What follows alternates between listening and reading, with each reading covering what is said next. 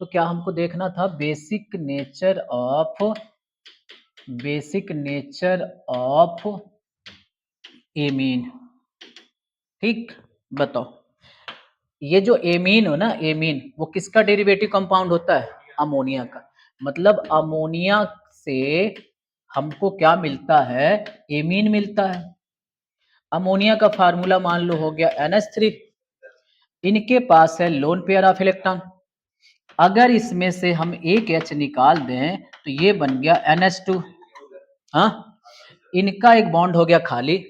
जहां पर बॉन्ड खाली है वहां पे आप लगा दीजिए R। बताओ इनके पास भी क्या है? Lone pair of electron. जिनके पास लोन पेयर ऑफ इलेक्ट्रॉन होता है या जो जोड़े के इलेक्ट्रॉन डोनेट कर रहे होते हैं, समझ गए ना, वो बेसिक नेचर के होते हैं। तो बताओ इनके पास पेयर्ड इलेक्ट्रॉन है, इलेक्ट्रॉन डोनेट करेंगे। तो जब इलेक्ट्रॉन डोनेट करेंगे तो इनका नेचर कैसा? बेसिक नेचर का हो गया। सहमत हो ना? बताओ इनके पास भी क्या है? लोन पेयर ऑफ इलेक्ट्रॉन है, तो इनका भी नेचर कैसा? बेसिक नेचर हो गया। कंफर्म है ना?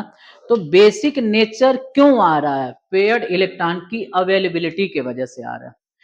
जितना ज्यादा यहां पर इलेक्ट्रॉन की डेंसिटी बढ़ेगा उतना ही ज्यादा वो बेसिक होंगे। समझ गए कि नहीं समझ पा रहे हो? अब मान लो इसमें और इसमें हम कंपेयर करें कि किसका बेसिक नेचर ज्यादा है, तो बोलना कि एमीन का बेसिक नेचर ज्यादा है। अब इसके पीछे का लॉजिक हम पूछे कि क्यों इसका ज्यादा है, तो हमने क्या सिखाया? हमने सिखाया कि इलेक्ट्रॉन की डेंसिटी जितना ज्यादा बढ़ जाएगा बेसिक नेचर उतना ही ज्यादा होगा। कंफर्म? अब देखो इन दोनों में ऐसा क्या हो रहा है कि इसका बेसिक नेचर ज्यादा हो रहा है। तो देखो इसमें जुड़ा हुआ है R। जो आर होता है ना, ये आर का मतलब हो गया एल्किल। आर को क्या पढ़ते हो? एल्किल पढ़ते हो। और आर जो होता है वो करता है plus I effect, don't show करता है प्लस आई इफेक्ट। अब कहोगे सर प्लस आई इफेक्ट से क्या होता है? तो देखो प्लस आई इफेक्ट से क्या होता है, इलेक्ट्रॉन ये जो आर होगा वो अब इलेक्ट्रॉन फेंकेगा, मतलब ये इसके पास इलेक्ट्रॉन डोनेट करने लगेगा। अब ये जो R है इसके ऊपर इलेक्ट्रॉन डोनेट करेगा, तो बताओ इलेक्ट्रॉन की डेंसिटी और बढ़ गई। इसमें कोई भी ऐसा ग्रुप नहीं लगा है जो इलेक्ट्रॉन की डेंसिटी को बढ़ा दे, बट इसमें R के लगने से यहां पर इलेक्ट्रॉन की डेंसिटी बढ़ गई है। तो हम क्या सिखाए हैं? जहां पर इलेक्ट्रॉन की डेंसिटी ज्यादा होगा उसका बेसिक नेचर ज्यादा होगा। तो बताओ अगर हम बात करें NH3 और ये RNH2 में, तो बताओ बेसिक नेचर किसका ज्यादा हो गया? RNH3। बताओ due two plus I effect. तो प्लस आई इफेक्ट के वजह से इसका बेसिक नेचर ज्यादा हो जाएगा। कंफर्म हो गया? अच्छा, अब देखो बेसिक नेचर डिपेंड करेगा दो ही चीज के ऊपर, अवेलेबिलिटी ऑफ इलेक्ट्रॉन, कितना इलेक्ट्रॉन की अवेलेबिलिटी है, समझ गए कि नहीं, और या कितने इलेक्ट्रॉन आप डोनेट कर दे रहे हो। तो दो चीजों के ऊपर ये डिपेंड कर देगा। ठीक है, तो आओ हम देखते हैं ना कि बेसिक नेचर को कैसे कैसे कौन कौन से ऐसे फैक्टर हैं जो इफेक्ट करेंगे। देखो basic nature availability of electron pair, या जो इलेक्ट्रॉन डोनेट कर रहे हैं उसके नेचर के ऊपर डिपेंड करेगा। अब देखो यहां पे हम कुछ एग्जांपल्स आपके सामने लिखे हुए हैं। अब इसमें से आपको बताना है कि किसका बेसिक नेचर ज्यादा होगा। बताना। ये बताओ एल्किल ग्रुप है ना, एल्किल ग्रुप क्या करता है? इलेक्ट्रॉन को फेंकता है, तो ये इलेक्ट्रॉन यहाँ पे फेंकेगा। पहले से तो इनके पास दो इलेक्ट्रॉन है, जितने भी यहाँ पर एन है सभी के पास दो इलेक्ट्रॉन तो है। अब बताओ इसमें एल्किल ग्रुप जुड़ा है तो ये इलेक्ट्रॉन की डेंसिटी बढ़ा देगा। बताओ यहाँ पर भी देखो ये भी इलेक्ट्रॉन की डेंसिटी बढ़ा देगा, ये भी इलेक्ट्रॉन की डेंसिटी बढ़ा देगा, क्योंकि ये भी एल्किल है। यहाँ पे देखो ये भी इलेक्ट्रॉन की डेंसिटी बढ़ा दिया, ये भी बढ़ा दिया और ये भी बढ़ा दिया। भाई साहब ये प्लस आई शो कर रहा है ना, तो प्लस आई तो ये भी शो करता है और प्लस आई तो ये भी शो करेगा। यहां पर भी प्लस आई और प्लस आई।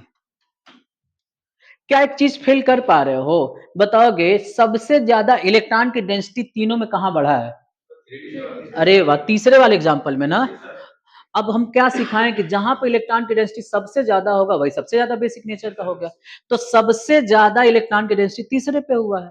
बात समझ गया कि नहीं? इसका मतलब हो गया कि जो देखो ये तो 3 डिग्री एमीन है, ये 2 डिग्री एमीन है, ये 1, तो 3 डिग्री एमीन का, ये 3 डिग्री अगर मान लो मेरे पास एमीन है, तो उसकी जो डेंसिटी होती है, इलेक्ट्रॉन की डेंसिटी वहां पे ज्यादा होगा, तो बेसिक नेचर भी क्या हो जाएगा, ज्यादा। और उससे थोड़ा सा कम किसका होगा, 2 डिग्री एमीन का, और इससे कम बताओ किसका हो गया, 1 डिग्री एमीन का हो गया। तो अगर कभी एमीन का गैसियस मीडियम में ऑर्डर पूछे बेसिक वाला, तो ये वाला ऑर्डर फॉलो कर देना, कंफर्म है ना, और रीजन भी पता चल गया, ठीक है। चलो, और हम क्या करते हैं ना, कुछ और क्वेश्चंस हम देखते हैं इसी से रिलेटेड। बेसिक नेचर देखो, प्लस आई इफेक्ट के डायरेक्टली प्रोपोर्शनल और माइनस आई इफेक्ट के इनवर्सली प्रोपोर्शनल। मतलब समझो, प्लस आई इलेक्ट्रॉन की डेंसिटी को बढ़ाएगा, माइनस आई इलेक्ट्रॉन की डेंसिटी को कम करेगा। मतलब जो प्लस आई होता है ना, वो इलेक्ट्रॉन की डेंसिटी को बढ़ाते हैं, और जो माइनस आई होते हैं इलेक्ट्रॉन को खींचते हैं, ठीक है।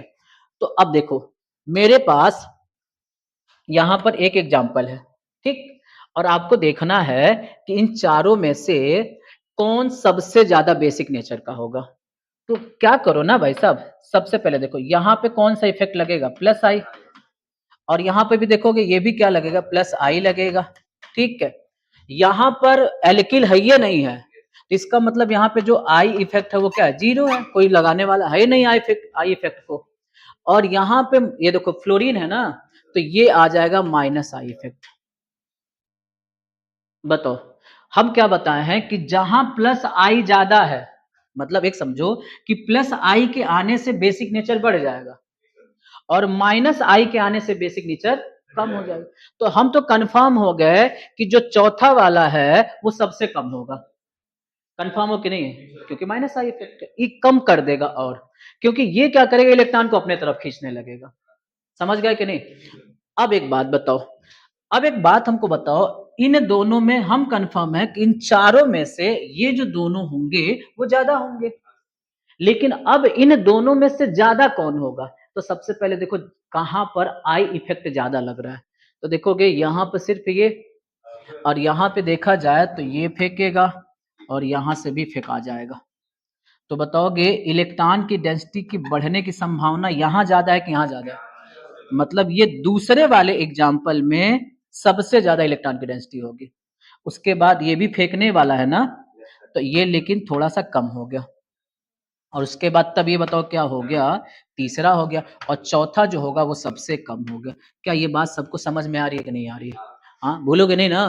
अच्छा, चलो, अब देखो यहाँ पर चेक करना है, हम क्या सिखा रहे हैं, बेसिक नेचर देखना है, केवल इलेक्ट्रॉन की अवेलेबिलिटी देख लो, ठीक है, इलेक्ट्रॉन की डेंसिटी कहाँ ज्यादा हो रहा है, ठीक। चलो, यहां से चेक चेक करना, इसके पास इलेक्ट्रॉन की डेंसिटी ये है, और ये बताओ क्या है कि ये इलेक्ट्रॉन की डेंसिटी को और बढ़ा देगा।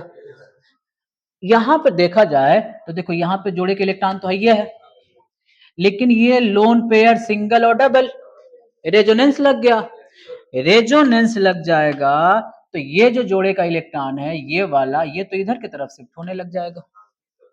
अब एक बात बताओ, यहां पर देखा गया इसके जुड़ने से, समझो मेरी बात को, इसके जुड़ने से इस नाइट्रोजन पर इलेक्ट्रॉन की डेंसिटी बढ़ी है, लेकिन देखा जाए इस बेंजीन रिंग के जुड़ने से जो इलेक्ट्रॉन की डेंसिटी थी और कम हो गई, क्योंकि बेंजीन रिंग खुद खींचने लग गया है, रेजोनेंस लगा दिया है। तो बताओगे इन दोनों में इलेक्ट्रॉन की डेंसिटी यहां पर ज्यादा है कि यहां पे ज्यादा है, पहले वाले पे ज्यादा है, इसका मतलब इसका बेसिक नेचर ज्यादा। तो हम क्या चीजें सीख गए, हम चीजें सीख गए हैं कि एलिफैटिक वाले का, एलिफैटिक एमीन है ना ये, एलिफैटिक एमीन का बेसिक नेचर ज्यादा होता है, और एरोमेटिक वाले का कम हो गया, ये एरोमेटिक एमीन का कम हो गया। कोई दिक्कत यहाँ पर, चलो। अच्छा, एक हम बात समझ गए, बेंजीन रिंग अगर जुड़ेगा इलेक्ट्रॉन की डेंसिटी को, तो जितना ज्यादा जुड़ेगा उतना ही कम करेगा। अब आपके सामने नीचे एग्जांपल है, बताना, पीएच मतलब फेनिल, फेनिल मतलब वही बेंजीन रिंग। तो आप एक बात बताओ, यहाँ पर एक फेनिल रिंग जुड़ा है, यहाँ पर दो फेनिल रिंग जुड़ा है, और यहाँ पे कितना फेनिल, मतलब यहाँ पर ये जो रिंग है वो 3 बार जुड़ा हुआ है, ठीक है। और यहाँ पर देखा जाए तो भाई साहब ये जो NH2 है वो डायरेक्ट रिंग से नहीं जुड़ा है, अगर ये डायरेक्ट रिंग से जुड़ा रहता तब तो इलेक्ट्रॉन को ये खींच लेता, समझ गए कि नहीं समझ पा रहे हो? लेकिन देखा जाए ये डायरेक्ट नहीं जुड़ा है तो खींचने वाला कुछ है ही नहीं, रेजोनेंस तो लगेगा ही नहीं, किसी एंगल से नहीं, लोन पेयर सिंगल फिर सिंगल आ गया। तो ये अगर हम देखें तो इसका जो इलेक्ट्रॉन की डेंसिटी वो कांस्टेंट है, समझ रहे हो कि नहीं समझ पा रहे हो? लेकिन यहां पर जो देखा जाए ये जो इलेक्ट्रॉन की डेंसिटी है ये 3 लोग खींचने वाले हो गए, यहां पर 2 लोग खींचने वाले और यहां पर 1 लोग। तो देखो ये तो कांस्टेंट है, मान लो ये बेचारा हम कह रहे हैं कि ये अपने इलेक्ट्रॉन की डेंसिटी को कहीं खिंचवा नहीं रहा है, समझ रहे हो कि नहीं, कोई खींच नहीं पा रहा, सपोज कर लेते हैं, तो इसका तो अवेलेबिलिटी या इलेक्ट्रॉन की डेंसिटी ज्यादा ही होगा। मतलब हम एक चीज समझ गए कि जो मेरा चौथा है वो सबसे ज्यादा होगा अभी। अब बताओ इन तीनों में कौन, अरे वाह पहला, फिर उसके बाद, फिर उसके बाद तीसरा, भूलोगे क्या? सिंपल कॉन्सेप्ट चल रहा है कि नहीं चल रहा है? चलो अब देखो यहां पर बेसिक नेचर जो होता है वो इलेक्ट्रोनिगेटिविटी के ऊपर भी डिपेंड करता है, ठीक है? जिसकी इलेक्ट्रोनिगेटिविटी ज्यादा, बेसिक नेचर कम हो जाएगा। समझ गए कि नहीं समझ पा रहे हो? अब देखना अगर यहां पर देखा जाए तो ये है, देखो 2 सिग्मा बॉन्ड बनेंगे, तो 2 सिग्मा बॉन्ड बनेंगे तो यहां पर हो जाएगा sp हाइब्रिडाइजेशन एक, ठीक है? यहां पर डबल बॉन्ड है तो sp2 आएगा और यहाँ पे सिंगल बॉन्ड है तो sp3 आएगा। तो अगर देखो ना, अगर s कैरेक्टर की बात करें, s कैरेक्टर, देखो यहां पर s कैरेक्टर आएगा 50% और यहाँ पे जो s कैरेक्टर आएगा वो देखो, जैसे ना s कैरेक्टर निकालते कैसे हैं, हम कई बार बता चुके हैं। ये मान लो 100 है और जितने यहाँ पे ऑर्बिटल होते हैं उनसे डिवाइड कर लिया करो। जैसे पहले वाले में 2 ऑर्बिटल है s और p, तो बताओ ये कितना हो गया 50%। बताओ यहाँ पर 100 में से आप 3 से डिवाइड करोगे तो बताओ कितना हो जाएगा 33.33। और ये बताओ कितना हो गया, ये 4 लोग से डिवाइड कर लोगे तो कितना हो गया 25। तो बताओगे यहाँ पर एस कैरेक्टर कितना आ जाएगा, एस कैरेक्टर बताओ 33.33 और यहाँ बताओगे हाँ 25% हो गया। अब देखो जितना ज्यादा एस कैरेक्टर इलेक्ट्रोनिगेटिविटी उतना ही ज्यादा, एस कैरेक्टर ज्यादा इलेक्ट्रोनिगेटिविटी ज्यादा, ठीक है? सबसे ज्यादा एस कैरेक्टर कहाँ पे है, पहले वाले पर, इसकी इलेक्ट्रोनिगेटिविटी सबसे ज्यादा, और सबसे कम एस कैरेक्टर यहां पर है तो इसकी इलेक्ट्रोनिगेटिविटी सबसे कम। बताओ इन तीनों में इलेक्ट्रोनिगेटिविटी सबसे कम कहां, तीसरे वाले पर। कंफर्म हो कि नहीं? ऊपर वाला लाइन क्या बता रहा है कि जिसकी इलेक्ट्रोनिगेटिविटी कम उसका बेसिक नेचर ज्यादा। तो बताओ सबसे कम कहां, तीसरे वाले में, तो तीसरे वाले में सबसे कम है, इसलिए यहां पर अगर हम ऑर्डर देखें तो देखो सबसे ज्यादा इसका हो गया, इन दोनों में इसका हो जाएगा। कोई दिक्कत है? चलो यहां चेक करो, ये 1 डिग्री हो गया, मान लो ये 2 डिग्री हो गया और ये 3 डिग्री। बताओ भाई साहब यहां पर बताओ, यहां पर sp, यहां बताओगे sp2 और यहां बताओगे sp3, तो कौन सा सही होगा, sp3 वाला, और इन दोनों में sp। कोई दिक्कत? ये क्लियर हो रहा है ना? चलो ये तो हम समझ गए। नेक्स्ट अब देखो एक चीज समझो, समझना ये है आपको, ये एमीन है और ये एसिड एमाइड है, दोनों में NH2 ग्रुप लगा हुआ है। एमीन किस नेचर का होता है, बेसिक नेचर का होता है, बट ये बेसिक नेचर का नहीं होगा, ये बेसिक नेचर का नहीं होगा। कंफर्म हो कि नहीं? ये बेसिक नेचर का नहीं होगा। अब ये क्यों नहीं होगा, इसके पीछे लॉजिक देख लो, कोई भी पूछ सकता है कि एमीन और एसिड एमाइड दोनों में क्या होता है, NH2 ग्रुप होता है, बट ये बेसिक नेचर का और ये बेसिक नेचर का नहीं है। अभी तक हम क्या कॉन्सेप्ट सिखाए हैं, बेसिक नेचर किसके ऊपर डिपेंड करेगा, इलेक्ट्रॉन डेंसिटी के ऊपर। नाइट्रोजन के ऊपर जितना ज्यादा इलेक्ट्रॉन की डेंसिटी होगी उतना ही ज्यादा वो बेसिक होगा, हाँ या ना? इसमें बताओ क्या इसमें इलेक्ट्रॉन, ये जो है ना, ये वाले जो इलेक्ट्रॉन है कहीं इधर उधर ट्रांसफर हो पा रहे हैं क्या, बल्कि यहाँ पे आर के जुड़ने से इलेक्ट्रॉन की डेंसिटी और बढ़ गया। लेकिन भाई साहब देखो यहां पर लुच्चा हो गया, lone pair single double, lone pair single double resonance लग गया। तो जब रेजोनेंस लग गया तो ये वाला जो लोन पेयर ऑफ इलेक्ट्रॉन वो ऑक्सीजन को उठ के चला गया, जाएगा कि नहीं जाएगा? तो जब यहां से ये चला जाएगा तो इसके पास इलेक्ट्रॉन की अवेलेबिलिटी कहां रह गई तब? अभी सी, ये देखो ये कुछ ऐसे बन जाएगा। अब ये तुमको पता है कि जो लोन पेयर ऑफ इलेक्ट्रॉन है यहाँ भागेगा यहाँ पर, और ये जो डबल बॉन्ड है यहाँ पर आ जाएगा। अब इस लोन पेयर को या तो तुम माइनस लिख लो या तो लोन पेयर लिख लो। अगर इसको माइनस लिखोगे तो इसके ऊपर बताओ क्या लिखोगे? प्लस लिखोगे। कोई दिक्कत? क्या इस नाइट्रोजन के पास अब देखा जाए तो ये इलेक्ट्रॉन रह गया क्या? तो रहबे नहीं किया, तो किस बात का? बेसिक। इसलिए याद रखना कि ये बेसिक नेचर का नहीं होगा। क्या ये कॉन्सेप्ट समझ में आ रहा है कि नहीं आ रहा है? चलो अब देखना है, बेसिक नेचर को हमने दिखाया है, एमीन का बेसिक नेचर एक अभी हमने शुरू में दिखाया था गैसियस स्टेट में। तो गैसियस स्टेट में सबसे ज्यादा बेसिक कौन था? 3 डिग्री, फिर 2 डिग्री, फिर 1। लेकिन जब उसी को एक्वस में लोगे तब यहाँ पे नेचर चेंज हो जाएगा। अगर मान लो एक्वस मतलब पानी में देखा जा रहा है तो 2 केस बना लेना, केवल आई मतलब एल्किल ग्रुप मतलब केवल प्लस आई इफेक्ट देख के, और एक बार वाटर का इफेक्ट देख के। तो देखो जब केवल प्लस आई इफेक्ट देखना होगा, केवल प्लस आई इफेक्ट, तो जिसमें प्लस आई इफेक्ट ज्यादा लगेगा उसका बेसिक नेचर ज्यादा। बोलो। तो तुमको पता है कि 3 डिग्री अगर एमीन है, अगर मान लो मैंने ऐसे लिख दिया, ये हो गया NH2 और ये हो गया CH3, ये मान लो हो गया मेरा NH, ये हो गया CH3 और ये हो गया CH3, और ये हो गया NCH3 CH3 और ये हो गया CH3। बताओगे केवल एल्किल ग्रुप केवल प्लस आई इफेक्ट देखना है, केवल प्लस आई, बाकी कुछ भी नहीं देखना है। तो बताओ सबसे ज्यादा प्लस आई इफेक्ट कहाँ लगेगा? यहाँ पर सबसे ज्यादा लगेगा। बोलो। सबसे ज्यादा देखो यहाँ पर plus I effect, plus I effect, plus I effect, यहाँ सिर्फ 2 ही जगह लग रहा है और यहाँ पर सिर्फ एक ही जगह लग रहा है। प्लस आई इलेक्ट्रॉन की डेंसिटी को बढ़ाता है, सबसे ज्यादा इलेक्ट्रॉन की डेंसिटी कहाँ बढ़ेगा? तीसरे वाले में।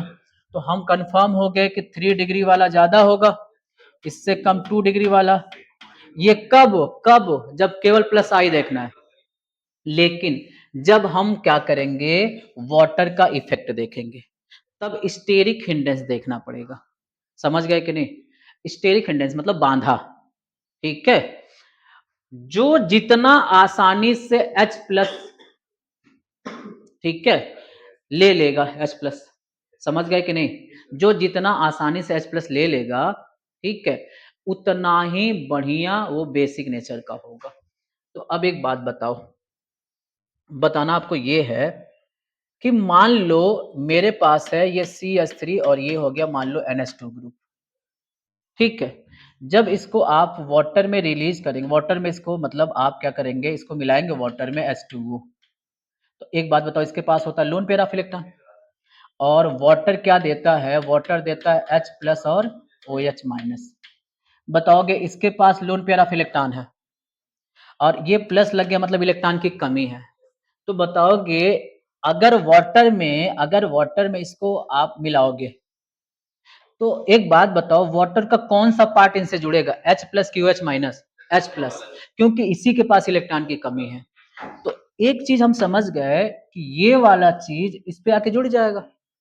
तो अगर जुड़ेगा तो ये कहानी कुछ ऐसे बन गई। एंड ये देखो 2H तो पहले से ही इनके साथ जुड़ा हुआ है, एक H ऐसे ऐसे, एक H और आके इनसे जुड़ जा रहा है। बोलो। तो H प्लस जुड़ रहा है ना? अच्छा, प्लस का मतलब इलेक्ट्रॉन की कमी, और ये इलेक्ट्रॉन इनको दे रहा है, इसलिए भाई प्लस इनके पास लग गया। अगर मान लो मैं ऐसे लिख दिया CH3 और ये मान लो NH और ये हो गया CH3। अब अगर मान लो इनको H प्लस लेना होगा, एक तरीका मतलब ये 2 डिग्री वाले हुए, और एक ऐसे हो गया। अब यहां पर H प्लस लेना हो, बताओगे स्टेरिक हिंडेंस का मतलब होता है ना बल्कीनेस। एल्किल ग्रुप जितना ज्यादा जुड़ा रहता है उतना ही ज्यादा बल्कीनेस होता है, उतना ही ज्यादा वहां पे स्टेरिक हिंडेंस लगता है, बांधा उतना ही ज्यादा लगता है। और जब बांधा लगने लग जाएगा ना, मतलब वहां पे जब बांधा क्रिएट होने लग गया, स्टेरिक हिंडेंस लगने लग गया, तो H प्लस जो होगा खूब बढ़िया से जाके गेन नहीं हो पाता है। मतलब जितना सिंपल, जितना बल्कीनेस कम होगा, जैसे एल्किल ग्रुप बल्कीनेस को बढ़ाता है, तो जितना कम बल्कीनेस होगा उतना ही H बढ़िया से आ जाएगा। समझ गए कि नहीं? तो एक बात बताओ, तीनों में सबसे ज्यादा बल्कीनेस कहां पर है? सबसे ज्यादा बल्कीनेस यहीं पर है। हमने क्या सीखा है? जितना ज्यादा एल्किल ग्रुप उतना ही ज्यादा बल्कीनेस, और उतना ही ज्यादा बांधा, उतना ही ज्यादा स्टेरिक हिंडेंस। अब बताओगे सबसे सिंपल, सबसे कम बल्कीनेस कहां पर है? पहले वाले पर है। सबसे बढ़िया H प्लस कहां जुड़ेगा? पहले वाले पर जुड़ेगा। समझ रहे हो ना? और सबसे ज्यादा बल्कीनेस कहां पे है? तीसरे वाले पर। एक बात बताओ, अगर इक्वस देखा जाए, इक्वस, तो इक्वस वाले में हमको पता चल जाएगा कि 1 डिग्री का बेसिक नेचर ज्यादा होगा, क्योंकि बल्कीनेस कम है। फिर उसके बाद तब 2 डिग्री का, और तब 3 डिग्री का। ये बात याद रखना, ये कब का है? जब एक्वस मीडियम में, और एक्वस मीडियम में जब वाटर का इफेक्ट लग रहा है तब। समझ गए कि नहीं? और गैसियस मीडियम में तो 3 डिग्री वाला हो जा रहा था। ये पूरा कॉन्सेप्ट क्लियर हो गया कि नहीं? इस तरीके से हम एमीन का बेसिक नेचर डिफाइन कर लेते हैं। ठीक है, क्वेश्चन आएगा तो कर ही ले जाओगे। ओके।